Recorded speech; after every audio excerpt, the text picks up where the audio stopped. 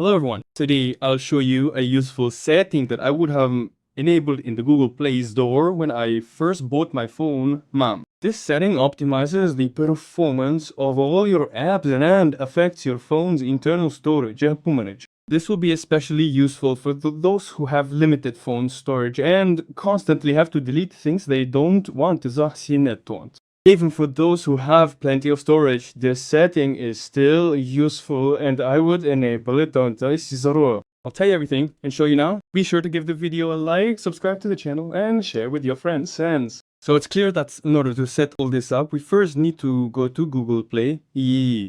Let's go there. Here in the top right is our avatar, our account.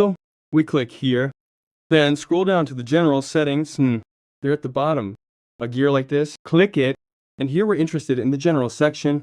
Click on the arrow on the right side like this. An additional menu opens. We need to scroll through here. There's a setting that's disabled by default or automatically archives rarely used apps. Here. This will happen if there's not enough free space in the storage or not enough space for the phone to function properly. Look here. Because if you have about 5 gigabytes left, that's not enough. Yeah.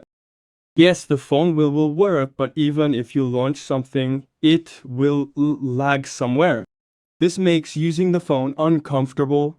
So if you activate this slider when you're running low on space, some apps will be archived and, for example, take up 200 mega instead of 500 mega.